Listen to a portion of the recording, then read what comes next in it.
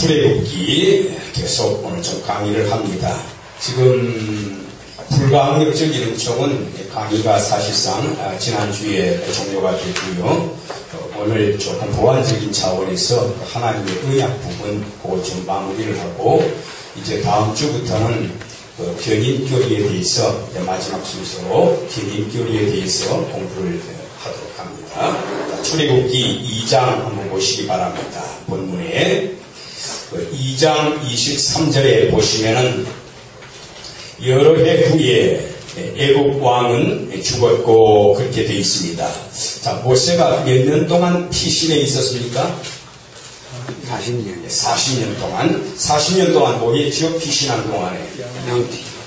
제사장이었던 이드로 장인이 됩니다. 그 이드로 집안에 머물러 있으면서 그 목양 사업을 담당을 했습니다. 그런데 이 여러 해 후에 애국 왕은 죽었고 이스라엘 자손은 왜 탄식하며 부르짖었습니까? 고된 노동 때문에 고역으로 고된 노동으로 여기 고된 노동은 어떤 내용이었습니까? 11절 한번 보세요. 1장 자 1장 11절에 보면은 무거운 짐을 지워 괴롭게 하여 그들로 바로를 위하여 뭐를 건축하게 했습니까? 국고성, 군수물자를 저장해 놓는 그러한 창고가 되겠습니다. 이 국고성을 건축하고 또 비돔이라든가 람세, 이 고센지역입니다. 이 지역을 건축을 하게 했다. 자, 그 다음에 또 14절에 보세요. 14절에 어떻게 괴롭게 했습니까? 흙을 이기고 또 벽돌을 굽고 또 뭡니까? 농사일을 하게 되고 그 다음에 또 여기에 굉장히 고통스러운 점이 있었지요. 16절에 봅니까? 남자아기가 출생하면 어떻게 해라? 죽이도록 그렇게 명령을 했습니다. 나중에는 어떻게 했지요? 남자아기들 산파들이 도착해보니까 이미 다 출생했습니다. 그래서 우리가 죽이지를 못했습니다. 나중에는 어떤 명령을 내리게 됩니까? 어떻게 명령 내렸습니까? 22절 보세요. 예, 하수에 던지고 여자애는 살리라 그랬습니다. 여기 하수는 어디지요? 나일강이 되겠습니다.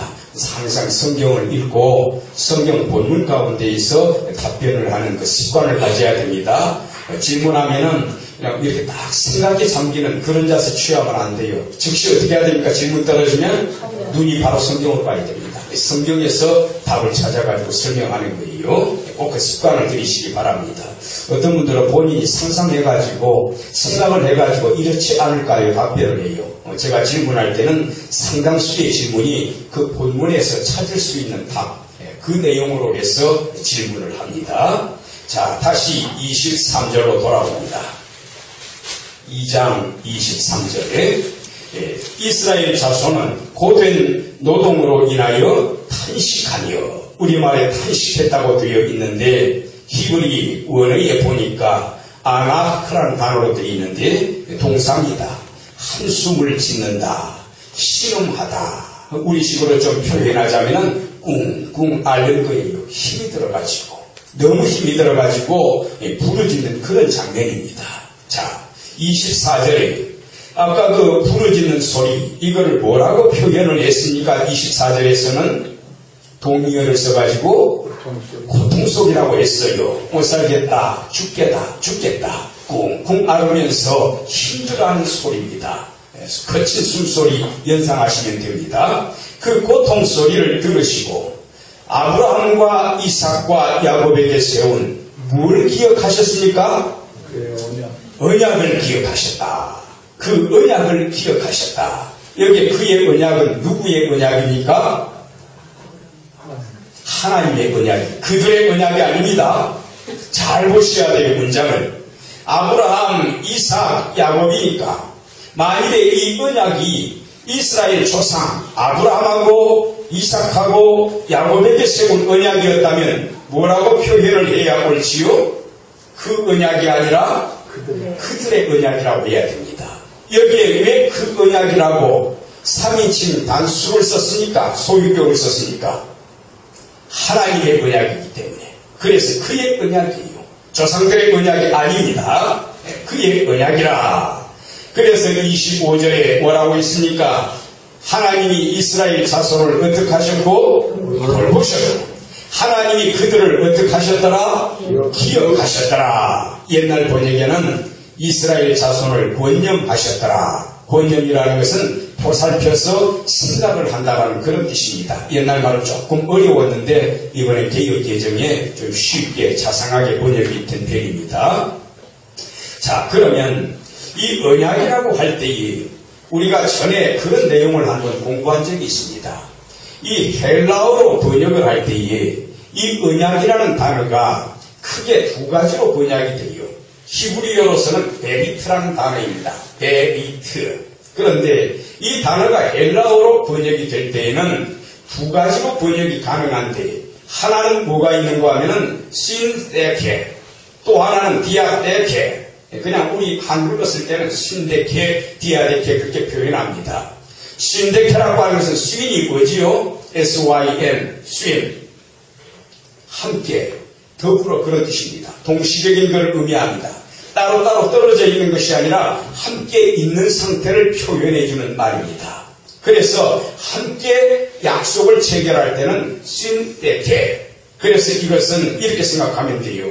앞에다가 테이블 하나, 탁자 하나 딱 놓고 의자 2개 갖다 놓고 이쪽에는 하나님이 앉으시고 이쪽에는 사람이 앉는 겁니다. 예를 들어서 아브라함이 앉아 있습니다. 그러면 하나님께서 계약서 하나를 딱 내놓으시고 여기 약속이 다 기록되어 있거든요. 이렇게 한다, 저렇게 한다. 그럼 그 계약서를 내놓으시고 아브라함아, 네 한번 읽어봐라 그랬습니까? 너 마음에 안 드는 거 있으면 좀 수정해라 그랬습니까? 아니에요. 너 건의사항이 있으면 해라, 내가 반영해주마 그랬습니까? 어떤 서로 간에 타협, 협상 과정을 거쳤습니까? 없어요. 이거는 누가 주신 언약이지요? 하나님이 일방적으로 주신 언약입니다. 그때에는 신데케라는 말을 못 써요. 신데케는 함께 더불어 동등하게 계약을 체결하는 경우를 신데케라고 합니다. 협상도 하고요, 수정도 가능해요. 더 덧붙일 거 있으면 덧붙일 수가 있어요. 그러나 여기에서의 언약은 그러한 신데케가 아니에요. 무슨 언약입니까? 디아데케입니다. 디아라고 하는 것은 through입니다. through God이에요. 하나님을 통하여 내려오는 언약입니다. 그래서 하나님의 절대 주권, 일방성입니다. 원사이드니스예요. 양방성이 아니라 일방성이에요. 하나님이 무조건 말씀하시고 아브라함은 어떻게 해야 됩니까? 그 말씀을 들어야 됩니다. 하나님이 약속하신 것을 그대로 받아들이는 겁니다. 그래서 이 디아데케, 그래서 여기에 하나님이 언약을 기억하셨다고 할 때에 이 언약은 메리트, 헬라어로 번역하면 신데케가 아니라 뭡니까? 디아데케로 번역을 해야 된다. 하나님의 일방적인 언약입니다. 자, 그럼 제가 또 질문해 봅니다. 왜 하나님께서는 일방적으로 약속을 체결하십니까? 우리 같으면은 민주적으로 하자. 내 의견도 한번 들어보마. 소위 열린 정치. 내 의견 들어보고 내 의견도 너 들어보고 수정할 거 있으면 하고 서로 협상 과정을 거치도록 하자. 그러면 좋을 것 같은데 또 아버지가 아들한테 의견도 물어보잖아요. 집에서 너 뭐 먹을래? 식당 가가지고 예를 들어서. 그런데 하나님 그런 분 아니에요. 왜 일방적으로 명령을 내렸을까요? 그 명령이 곧 언약이에요. 먹는 날에는 정령 죽으리라. 창세기 2장 17절에 아담하고 언약 체결했지요. 그 언약이 명령이에요. 명령이고 법입니다. 우리가 언약교를 무슨 교라고도 하지요? 법교라고도 하잖아요. 그 언약은 법이에요. 하나님 명령이에요. 그 법교라고도 하고 또는 언약교라고도 합니다. 자, 왜 하나님이 일방적인 언약을 체결하실까요? 대답을 좀 해보십시오. 사람은 언약을 지킬 수 없기 때문에. 사람은 언약을 지킬 수 없기 때문에. 무슨 의미지요? 좀 더 설명을 해가지고요. 좋은 말씀이에요. 언약을 파기할 수 있기 때문에. 인간은 언약을 파기할 수가 있기 때문에. 있다. 그러나 하나님은 절대로 언약을 파기하지 않으시다. 만일 인간하고 하나님이 똑같이 절충을 해가지고 50% 의견을 반영해서 언약을 체결했는데 인간 쪽에서 깨뜨려버리면 그 언약은 어떻게 됩니까? 휴지 조각이 됩니다. 똑같은 조건으로 하면. 왜 우리가 국법을 어겨도 국법이 그대로 존속하는 줄 아세요? 국가의 법에는 권위가 있습니다. 국가의 권위로 가지고 매겨놓은 거기 때문에, 내려놓은 거기 때문에 몇 사람이 어긴다고 해서 그 법이 폐지가 안 됩니다. 오히려 폐지가 되는 것이 아니라 그 법을 어긴 사람은 어떻게 되지요? 벌을 받게 됩니다. 국법을 어긴 거예요. 왕의 명령은 지엄합니다. 백성 쪽에서 왕의 명령을 파기할 수 없는 거예요. 똑같은 원리입니다. 하나님이 일방적으로 언약을 맺으실 때에 그 언약은 하나님의 주권이 담겨져 있기 때문에 인간 쪽에서 감히 파괴할 수가 없다 그 말이에요. 그대로 존속하는 겁니다. 높으신 분이 내린 명령이기 때문에 절대로 파괴될 수가 없어요. 그래서 첫 번째 의의는 하나님의 절대 주권입니다. Absolute authority of God. 하나님의 절대적인 주권이다. 인간이 감히 침해하지 못한다 그 말입니다. 둘째는 뭡니까? 또 다른 의견이요. 좋은 의견 말씀하셨어요. 또요. 아담이 오류를 나중에 범하든가요? 안 범하든가요? 그냥 깨뜨렸잖아요. 열매 먹었지 않습니까? 인간은 제한적인 존재입니다. 전지전능하지 못합니다. 아담아, 내 의견 한번 내봐라. 아브라함은 더군다나 타락한 조상입니다. 그 후손입니다. 아담의. 아브라함아, 내 의견 내봐라. 이삭아, 내 의견 내봐라. 야곱아, 내 의견 내봐라. 그래서 그들이 내놓은 의견을 잘 절충을 해가지고 하나님 이거 좀 고치십시다. 하나님 이거는 좀 빼십시다. 하나님 요거는 하나 들여놓으십시다. 그래가지고 언약을 체결하게 되면은 인간의 의사가 반영이 되면은 인간은 제한적인 존재입니다. 그 계약서에 오류가 담깁니까? 안 담깁니까? 오류가 담깁니다. 우리가 가지고 있는 신구약 66권 성경에는 누구 입에서 나온 말씀이지요? 하나님 입에서 나온 말씀이에요. 하나님 입에서 나왔기 때문에 전지전능하신 하나님의 말씀이기 때문에 이 성경에는 1.1획이라도 오류가 있습니까? 없습니까? 없습니다.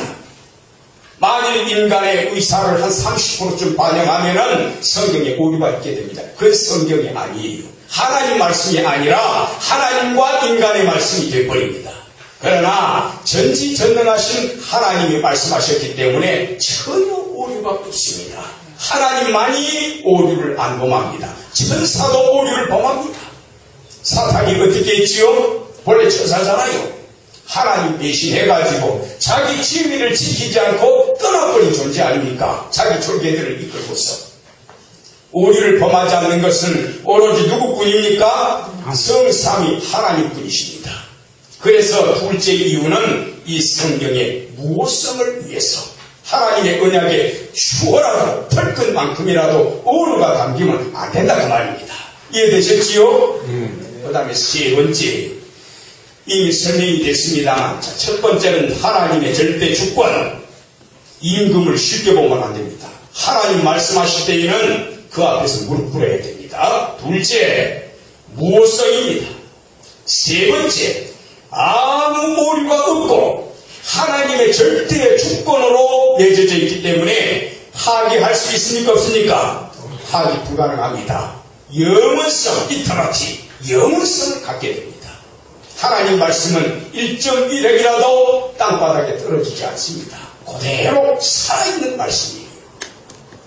자, 그래서 하나님께서 우리 인간과 맺은 언약이라고 하는 것은 바로 이런 메리트, 디아테케의 개념이다. 자, 그런데 우리 그러면 이 하나님께서 맺어놓은 언약이라고 하는 거, 자, 여기 조금 본문을 좀 볼까요? 본문을 좀 보니까 25절에 하나님께서 이스라엘 자손을 돌보셨다. 하나님께서 그들을 기억하셨다. 왜 하나님께서 이스라엘 자손을 돌봐주시고 기억을 했습니까? 앞에 절하고 연결 지어보세요. 언약을 기억하셨다.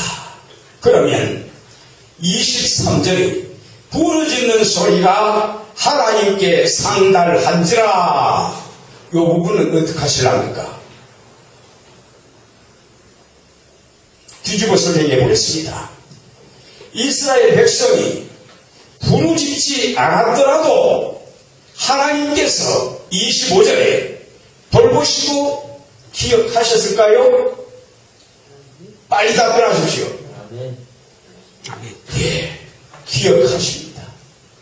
하나님이 이스라엘 자손을 번영하신 것은, 기억하고 돌보시고 한 것은 고통스러움 때문이 아니에요.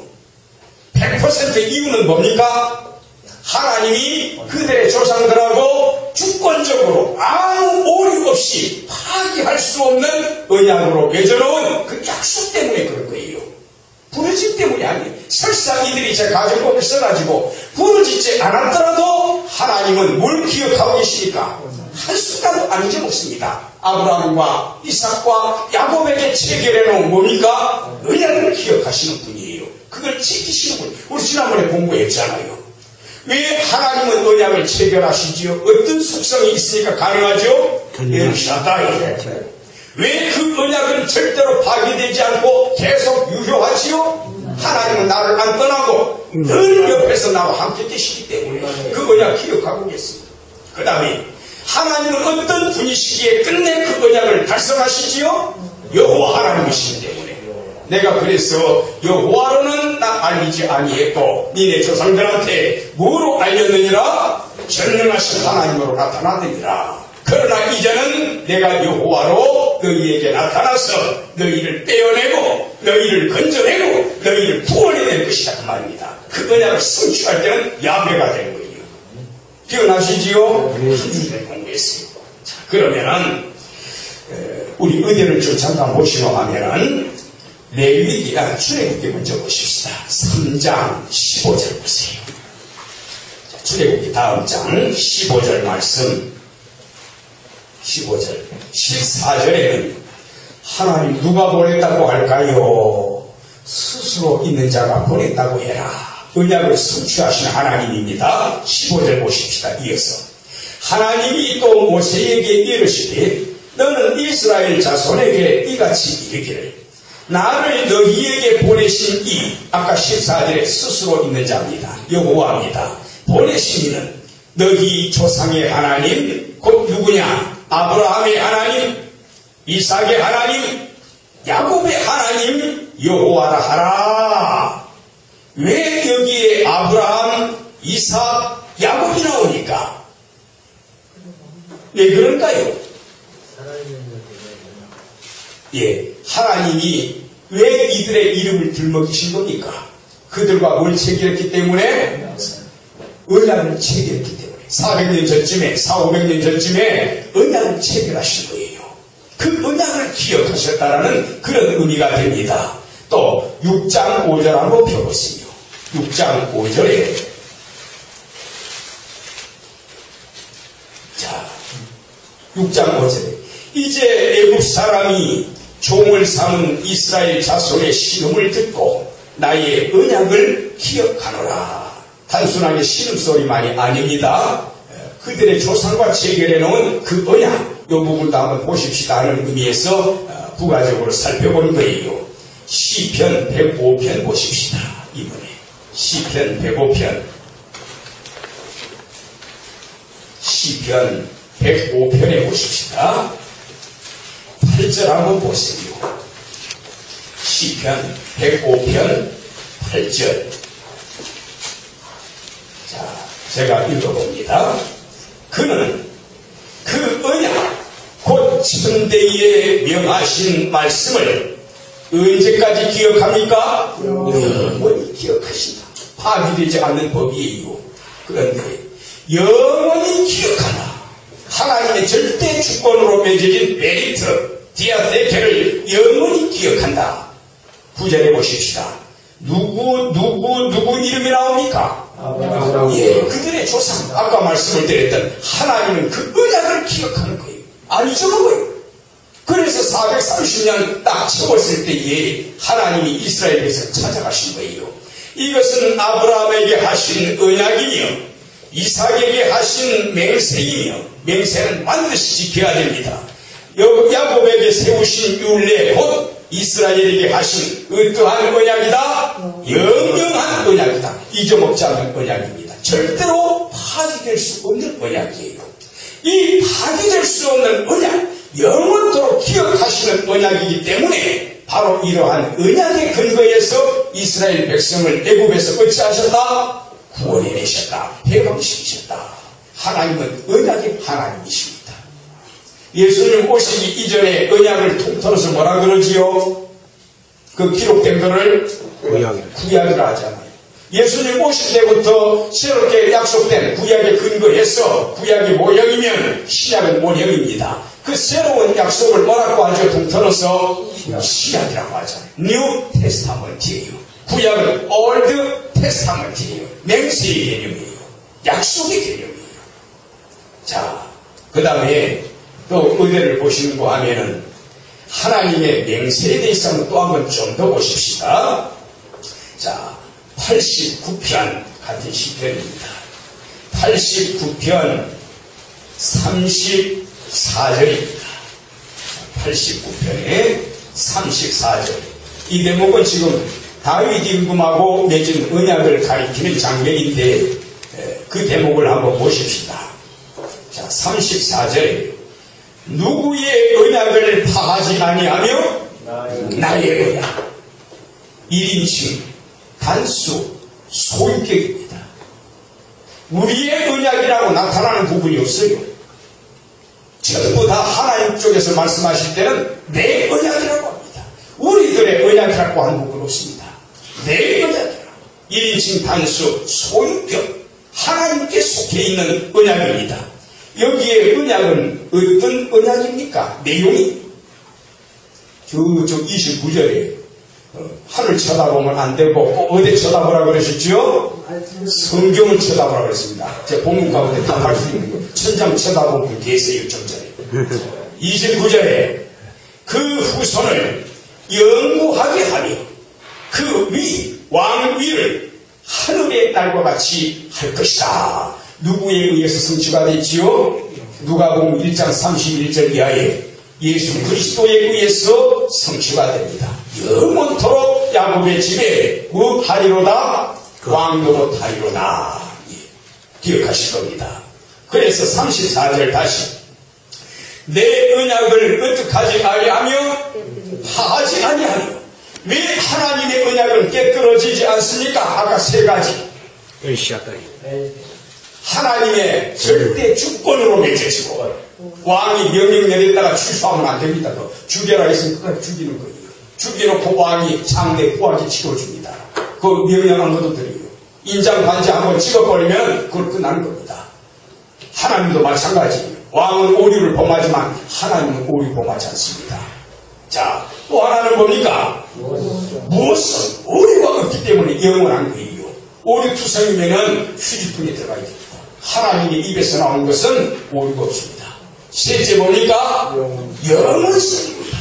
파기가 불가능해요. 그래서 내 언약을 파하지 아니하며 내 입술에서 낸 것도 변치 아니하리로다. 비슷한 문장을 2번 반복을 했습니다. 어떤 용법입니까? 강조용법입니다. 절대로 폐해지지 않는다는 그런 뜻이지요. 하나님께서는 이 약속 실천하셨습니까? 안 하셨습니까? 하셨습니다. 어떻게 실천하셨습니까? 나중에 뚜껑 딱 열고 보니까 예수님이 영원한 왕으로 The King of the Kings, 왕중 왕으로 예수님이 왕으로 타신다. 예. 누가복음 1장에 성취가 됐어요. 자, 그 다음에 신명기 9장을 한번 펴보십시다. 자, 민수기 신명기 9장. 아까 이스라엘 백성들이 부르짖어가지고 하나님이 아이고 내가 잊어먹을 뻔했구나. 니네들이 울부짖는 거 듣고 내가 이제 구원할 마음이 비로소 생겼나라. 그런 하나님 아니에요. 자, 신명기 9장 4절 한번 보십시다. 그냥 예성경으로 좀 봅니다.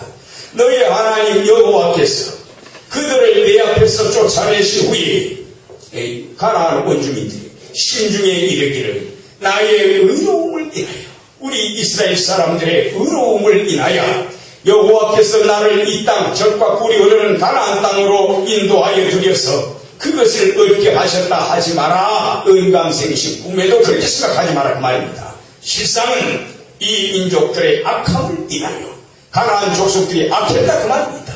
그 죄악이 충만해지니까 반영이 되니까 하나님께서 징벌을 내리신 거예요.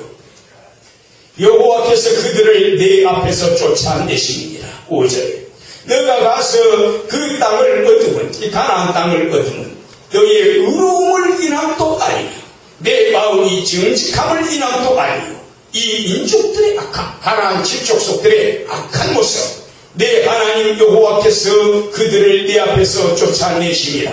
여호와께서 이같이 하시면 잘 보세요. 왜 이거를 실천하셨지요? 내 조상들 열조의 아브라함과 이삭과 야곱에게 하신 무엇을 성취하기 위함입니까? 맹서를 성취하기 위함이라. 하나님은 어떤 하나님이십니까? 언약의 하나님입니다. 그래서 아브라함, 이삭, 야곱 이스라엘 백성들이 왜 자꾸 아브라함의 하나님, 이삭의 하나님, 야곱의 하나님을 외치지요? 언약의 하나님. 우리를 보호해 주신다고 했지 않습니까?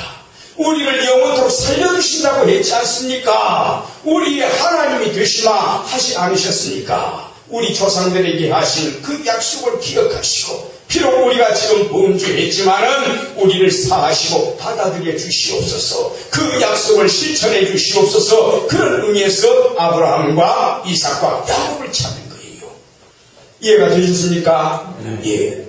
그 다음에 또 의대를 또 한 번 더 보시는 거 하면은 7장 같은 신명기 7장 7절 보세요.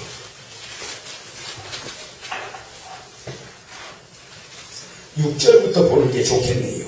7장 6절 너는 여호와 내 하나님의 거룩할 성자 백성민자 거룩한 백성 성민이라. 내 하나님 여호와께서 지상 만민 중에서 너를 자기 기업의 백성으로 선택하셨나니 7절 여호와께서 너희를 기뻐하시고 너희를 택하시는 너희가 다른 민족보다 수요가 많은 연고가 아니라 사실 숫자가 많은 이유는 뭐였습니까? 아브라함 밤에 밖에 데리고 가셨어요. 하나님께서 하늘의 별을 쳐다봐라. 바닷가의 모래알보다도 모래알처럼 하늘의 별처럼 내 자손을 어떻게 하게 하겠다? 많게 해주겠다. 번성하게 하겠다. 그래서 숫자 많은 거예요.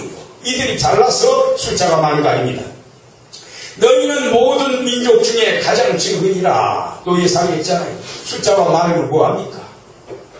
8절에 여호와께서 다만 너희를 사랑하심을 인하여 왜 하나님께서 이들을 사랑하시지요? 우상숭배자들입니다. 사실은. 또 너희 열조에게 하신 뭘 지키려 하심을 인하여 맹세가 나오잖아. 언약이 나오잖아. 그걸 지키기 위해서 자기의 권능의 손으로 너희를 인도하여 내시되 너희를 그 종되었던 집에서 애국 왕 바로의 손에서 숙량하셨으니 풀어서 양민이 되게 하셨으니 그런즉 구절입니다. 너는 알라. 오직 내 하나님 여호와는 하나님이시요 신실하신 하나님이시라. 그 언약을 이행하시며 인애를 베푸신다. 그렇게 되어 있지 않습니까? 하나님이 이스라엘 백성을 그 불가마 솥에서 끄집어내신 이유는 뭡니까? 하나님이 그들의 조상과 맺어놓은 뭐 때문이지요? 언약 때문이다. 절대로 하나님은 이 언약을 깨뜨리시는 분이 아니시다. 자, 그러면 다시 출애굽기 2장으로 돌아가도록 합니다. 출애굽기 2장에서 여기 24절에 하나님이 그 고통소리를 들으시고 그 다음에 23절 끝부분에도 부르짖는 소리가 자 여기 부르짖는 소리 고통소리는 어떤 의미의 고통스러우고 부르짖음일까요? 기도일까요? 하나님 우리를 건져주시옵소서. 기도하는 겁니까? 탄식 소리에 불과합니다. 기도 소리가 아니에요. 자, 그럼 우리 몇 구절을 좀 한번 또 살펴보도록 하지요. 에스겔 23장 펴보세요. 에스겔 23장. 구약 성경 약간 뒤쪽으로 가서 예레미야, 애가, 에스겔, 다니엘, 호세아, 요엘. 자, 에스겔입니다. 자, 23장 한번 펼쳐보시기 바랍니다. 3절 한번 보세요. 그들이 애굽에서 뭐하되? 행음하되. 우상 숭배자다 그 말입니다. 여기에 그들은 누구를 말하는가? 옛날 출애굽 당시에 이집트에 살고 있던 그 이스라엘 조상들을 말하는 거예요. 모세 당시 사람들입니다. 이 사람들은 우상 숭배자라 그 말이 어렸을 때 소시적에 옛날 너네 조상이 그러했다. 뭐하야? 행음하여 그들의 유방이 눌리며 그 처제의 가슴이 어루만진 바 되었나니 그랬잖아요. 우상 숭배자들이. 자, 그 다음에 같은 에스겔 20장 펼쳐보세요. 약간 앞으로 가가지고 20장 8절 한번 보시기 바랍니다. 20장 8절 7절부터 보십시다. 또 그들에게 이르기를 너희를 눈을 드는 바 가증한 것을 각기 버리고 애굽의 우상들로 스스로 더럽히지 말라. 나는 여호와 너희 하나님이라 하셨으나 그들이 여기에 그들은 출애굽 당시에 이스라엘 백성들을 말하는 겁니다. 이들의 양태가 이러했다. 이들의 종교심 이러했다. 그들이 내게 패역하여 나 여호와께 패역하여 내 말을 즐겨 듣지 아니하고 그 눈을 드는 바 가증한 것을 우상을 말하는 겁니다. 각기 버리지 아니하며 뒤에 나오네요. 애굽의 우상들을 떠나지 아니하므로 내가 말하기를 내가 애굽 땅에서 나의 분을 그들 그 이스라엘 조상들 모세 당시 그들의 위에 쏟으며 노를 그들에게 이루리라 하였노라. 그런데 9절 중간에 그럼에도 불구하고 이들을 애굽 땅에서 어떻게 하였나니라? 인도하여 내었었나니. 왜 그런가요? 왜 우상 숭배자들이고 이렇게 타락한 자들인데도 하나님이 인도해 내셨으니까 그 부분에 내 무엇을 위함이라? 이름을 위함이라. 내 이름을 그 이방인의 목전에서 더럽히지 않으려 하여 하나님이 그 백성 버리셨다더라. 하나님이 능력이 안 됐던 모양이더라. 하나님이 약속해 드렸더라. 그런 소리 들으면 되시겠어요? 하나님은 어떤 하나님입니까? 언약의 하나님. 그 언약을 체결하시고 엘샤다이 그 언약이 계속적으로 유효하시고 임마누엘 그 언약을 성취하시는 여호와니. 그래서 하나님의 이름 더럽히지 않으려고 그들이 이렇게 우상 숭배자들이지만 그럼에도 내 이름 안 더럽히려고 그 약속 지켰다 그 말입니다. 이해가 되셨습니까? 굉장히 중요한 원리입니다. 우리가 잘나서 구원받은 거 아니에요.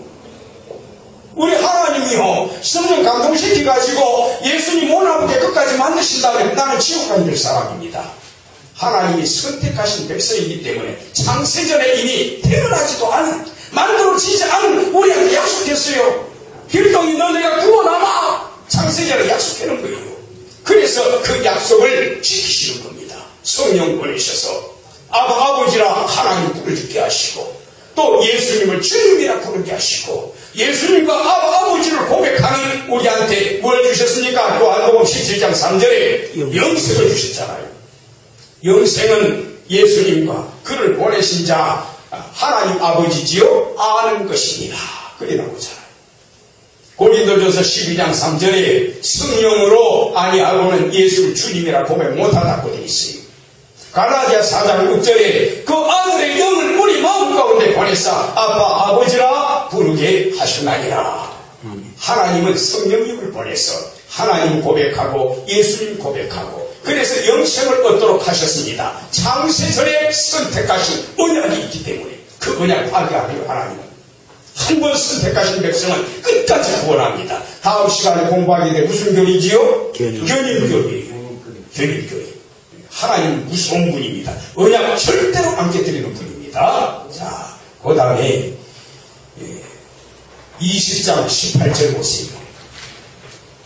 17절부터 볼까요? 우상을 숭배하는 이들, 이집트에서부터. 그러나 이 접속사 그림이 쓴 거 아니에요. 그렇게 우상을 숭배함에도 불구하고 16절 나오잖아요. 그들이 마음으로 우상을 쫓아. 여기에 그들이 누굽니까? 15절에 힌트가 나와 있습니다. 내가 어디에서 그들에게 광야, 40년 광야길이에요. 그러니까 출애굽 당시 그 이스라엘 사람들입니다. 17절 다시 내려와서. 그러나 내가 그들을 아껴보아 광야에서 멸하여 아주 없이 하지 아니하였었더라. 그 가데스 바네아 반역 사건 때 20살 미만의 사람들은 다 들어갔잖아요. 남자들. 여자들은 상관없습니다. 근데 20살 넘은 사람 중에서도 들어간 사람 2명 있어요. 누구지요? 여호수아. 또 한 사람 갈렙. 다 멸하지 않았다. 아껴봤다 광야길에서. 자, 18절 보세요. 내가 광야에서 그들의 자손에게 이르기를 너희 열조의 율례를 좇지 말며. 이 열조는 어떤 열조들입니까? 이미 출애굽하기 이전부터 이 조상들이 뭐 했습니까? 애굽 땅에서 우상 숭배한 거예요. 하나님 법 안 지켜요. 너희 열조의 율례를 따르지 말며 그 율례를 규례를 지키지 말며 우상들로 스스로 더럽히지 마라. 그러면 이스라엘 사람들은 이미 애굽 생활부터 뭘 숭배했다는 겁니까? 하나님 법도를 따라가지고 우상 숭배자들이다 그 말이에요. 니네들은 그거 따르지 말라고 했는데 니네들도 마찬가지구나 그 말입니다. 하나님의 탄식이 나와 있지 않습니까? 그러니까 이 이스라엘 백성들이 아까 그 출애굽기 2장에 울부짖었다, 고통소리 올리 보냈다. 이거는 하나님 구원해 주세요, 여호와의 약속 성취해 주세요, 그런 부르짖음이에요? 아니에요. 못 살겠다, 죽겠다, 힘들다, 너무나 힘에 빠질 고생 때문에 신의 소리를 낸 거지 그 기도 소리가 아니다 그 말입니다. 이해되셨지요? 성경을 이렇게 해석을 하면 안전합니다. 그 다음에 의대를 보시는 거 하면은, 그런데 이 부르짖음 있잖아요. 이 부르짖음이 양면적으로 나타나요, 사실은. 그러면 여기에는 지금 제가 우상숭배 부정적인 쪽을 많이 이야기를 했는데, 이스라엘 에집트에 살고 있던 이스라엘 사람들이 100이면 100, 1000이면 1000 다 우상숭배자들이었습니까? 아니에요. 요백 같은 사람 보세요. 요백의 모세 어머니 아닙니까? 얼마나 신실합니까? 자기가 품에 안고 모세 키웠어요. 유모로 들어가가지고 견장하고 들어가가지고 아마 그 하세푸슈트 공주는 그거 몰랐을 거라. 숨겼을 가능성이 높아요. 성경에 자세히 안 나오지만 자기 품 안에 안고 있었잖아요. 어느 날 모세가 40세쯤 돼가지고 밖에 나가고 보니까 이스라엘 사람들이 싸움하고 있잖아요. 그러니까 모세가 말리지 않습니까? 왜 같이 싸우느냐? 모세는 이미 자기가 어디 사람이라는 거 알고 있죠? 히브리 사람을 알고 있어요. 그리고 모세가 미디안 제사장인 이드로한테 가잖아요. 거기에서 신앙생활 잘 훈련받은 거예요. 이드로는 하나님을 섬기는 제사장이었습니다. 모세는 이미 하나님을 알고 있는 사람이 누구를 통해서 알았을까요? 그의 어머니 요백을 통해서. 애굽 궁중에 기독교인이 누가 있겠습니까? 그러나 그 어머니가 가르친 그 신앙을, 그러니까 이스라엘 사람이라고 해서 전부 다 1000이면 1000, 100이면 100, 다 우상 숭배자냐? 그렇지는 않다. 신실한 사람도 소수이겠지만은 신실한 사람도 있었던 거예요. 그래서 우리 성경에서 이 이집트에서 이스라엘 백성들이 울부짖은 거 있잖아요. 양면적으로 조명하는 게 나옵니다. 이제 마지막 단계로 그 부분을 봅니다. 자, 의대를 보시는 거 하면은 우선 출애굽기 2장 24절 다시 한번 보십시다. 본문. 출애굽기 2장 24절 다시 한번 보세요. 자, 24절에 하나님이 뭐를 들으시고 고통소리, 여기 기도소리라고 안 되어 있습니다. 분명히 이들이 하나님 우리 살려주세요 했으면요 기도소리라고 했을 거예요. 고통소리라고 되어 있습니다. 위에는 무슨 소리라고 했습니까? 23절에는 부르짖는 소리, 고된 노동으로 인하여 탄식하며 탄식소리. 부러지는 소리, 또 고통 소리라고 표현이 되어 있잖아요. 자, 우리 한 군데 또 사도행 민수기 20장 보십시다. 출애굽기 죄송합니다. 사도행전 7장 스데반 집사님 설교 한번 봅시다. 스데반 집사님 역사관이 뚜렷한 분입니다. 왜 역사관이 뚜렷하냐? 구약부터 신약에 이르기까지 메시아를 조명하려면 이스라엘 역사 모르면 안 됩니다. 그래서 스데반 집사님이 누구부터 시작합니까? 7장 2절에 우리 조상 누구부터 시작합니까? 아브라함부터 시작하잖아요. 너는 너의 친척 본토 아비집 떠나 내가 너한테 지시할 땅으로 가거라 그랬잖아요. 그 아브라함부터 시작하는 이유는 뭐겠습니까? 맨 끝에 누굴 소개하지요? 그 의리를 너희들이 잡아주겠다. 누굴 소개하는가 마지막에? 예수님이라고 했잖아요. 그러니까 역사를 꿰뚫어야 돼요. 예수님을 증거하려면은.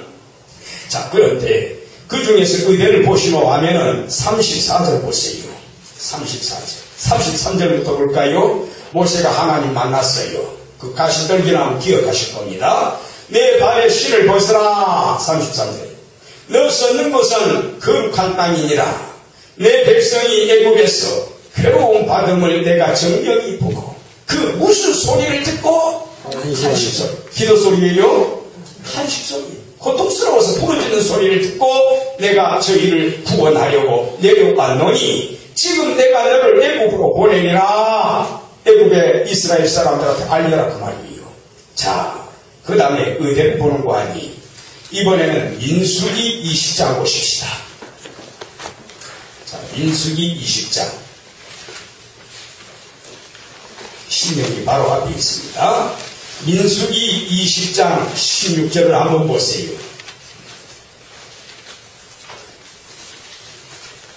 20장 16절에 이르기를, 자, 15절부터 볼까요? 우리 열조가 애굽으로 내려갔으므로 야곱 때 다 내려갔습니다. 요셉을 따라서. 우리가 애굽에 오래 거하였더니 4일 30년 거했습니다. 애굽 사람이 우리 열조 조상들과 우리를 학대하였으므로 아까 읽었지요? 벽돌 이기기, 성 쌓고 농사지 가지고 다 파라오한테 갖다 바치고 우리가 여호와께 부르짖었더니 누구께 부르짖었다? 여호와께 부르짖었다. 우는 소리를 들으시고 천사를 보내사 그랬습니다. 여기에 여호와를 대상으로 해서 부르짖었기 때문에 여기에서는 이 부르짖음을 어떻게 해석을 해야 됩니까? 기도로 해석을 하는 겁니다. 양면적으로 나타나요. 그런데 이스라엘 백성들은 아까 에스겔서에 보니까 대다수가 어떤 사람들이었습니까? 우상숭배에 물든 사람들이에요. 그러면 여기에서 여호와께 부르짖은 사람들은 누굴까요? 그 몸을 거룩하게 지킨 사람들, 여호와의 참신한 백성들. 이 숫자는 얼마 안 될 겁니다. 이들이 하나님께 부르짖었다 그 말입니다. 아브라함의 하나님, 이삭의 하나님, 야곱의 하나님 430년 전에 약속하셨지 않습니까? 이제 그 약속을 언약을 돌아보시고 우리 좀 살려주세요. 바로 그런 부르짖음이 여기에서. 그 숫자는 얼마 안 됐다고 하는 거. 자, 한 군데 더 보십시다. 마지막으로 사무엘상 12장. 사무엘상 12장입니다. 8절 말씀입니다. 사무엘상 12장 8절. 사무엘상 12장 8절. 야곱이 애굽에 들어간 후 너희 열조가, 야곱의 입장에서는 후손들이에요. 너희 열조, 이 출애굽한 사람들의 혹은 이때 당시 사무엘 때 사람들의 입장으로 보면 한참 옛날이지요. 조상이 되겠습니다. 야곱의 입장에서는 후손이고요. 사무엘 당시 시대 사람들 입장으로 보면 조상이 되겠어요. 너희 열조가 조상이 여호와께 어떻게 하며 부르짖으며 여호와를 향해서 여호와를 대상으로 해서 부르짖으니까 여호와께서 누굴 보냈습니까? 모세와 아론을 보내사 그 두 사람으로 너희 조상 열조를 애굽에서 인도하여 이곳에 거하게 하셨다. 이렇게 되어 있지 않습니까? 여기에서도 역시 마찬가지로 여기에 부르짖음이라고 표현하는 것은 어떤 내용일까요? 기도 소리를 의미합니다. 그러니까 우리가 그걸 느낄 수가 있지요. 그 고린도서 보세요. 사도행전 18장으로 기억을 하는데 고린도 지역에서 바울 선생님이 고생 많이 했습니다. 근데 어느 날 의기소침해가지고 이렇게 맥을 못 추고 있는 그런 상황이었나 봐요. 밤중에 누가 나타나십니까? 환상 중에? 나타나신 분 당연하죠. 누굽니까? 예수님이잖아요. 예수님이 주께서 환상 중에 나타나셔서 바울한테 말합니다. 바울아, 두려워하지 말래요. 입을 열어가지고, 내 입을 열어가지고 어떻게 말해라? 담대하게 말이라고 했습니다. 이 성중에 내 백성이 어떠하다? 많으니라. 겉으로 보기에 없는 것 같아도요, 거기에 부르짖는 사람이 있어요. 또 그리고 지금은 안 믿지만 하나님이 전도해가지고 백성 삼을 사람도 있다라는 거예요. 엘리야도 마찬가지 아닙니까?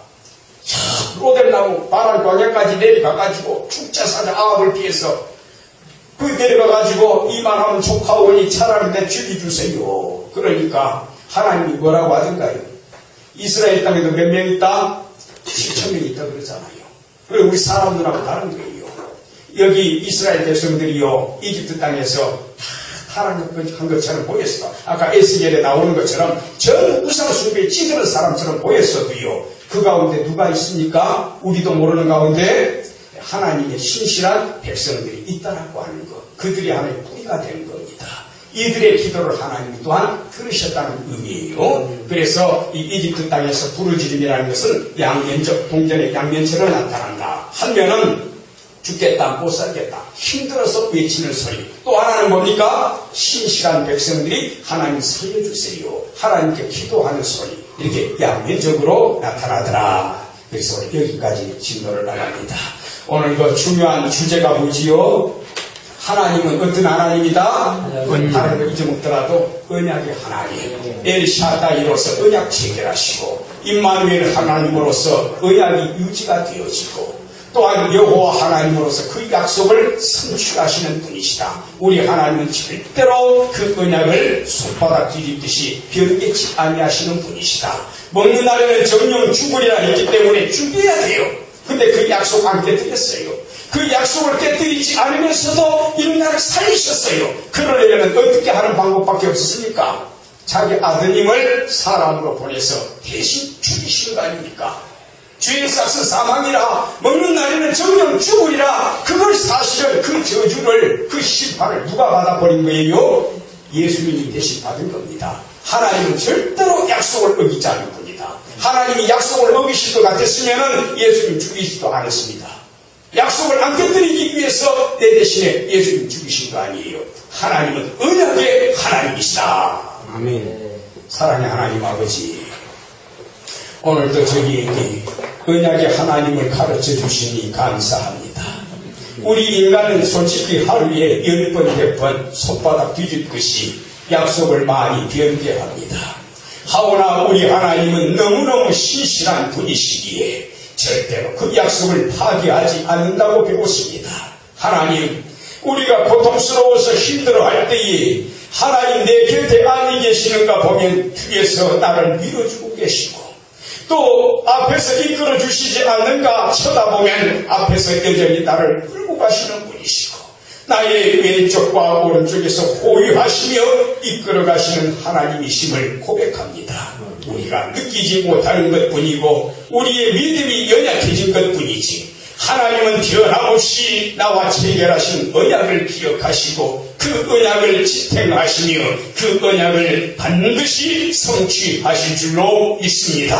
언약의 하나님을 굳건하게 의지하며 이 세상 사는 동안에 하나님과 더불어 살게 하시고, 세상을 떠난 날에는 우리의 영혼이 하나님의 품에 안기우며 주님 최후의 심판 감행하시는 날 우리의 몸까지도 부활체로 다시 살리사 영원토록 천국 복락을 누리게 하실 줄로 믿습니다. 이 언약을 굳건하게 부여잡고 날마다 승리하며 살아가게 해 주시옵소서. 예수님 이름으로 기도하옵나이다. 아멘. 하늘에 계신 우리 아버지여, 이름이 거룩히 여김을 받으시오며 나라의 임하옵시며 뜻이 하늘에서 이룬 것 같이 땅에서도 이루어지이다. 오늘날 우리에게 일용할 양식을 주옵시고 우리가 우리에게 죄 지은 자를 사하여 준 것 같이 우리 죄를 사하여 주옵시고 우리를 시험에 들게 하지 마옵시고 다만 악에서 구하옵소서. 대개 나라와 권세와 영광이 아버지께 영원히 있사옵나이다. 아멘.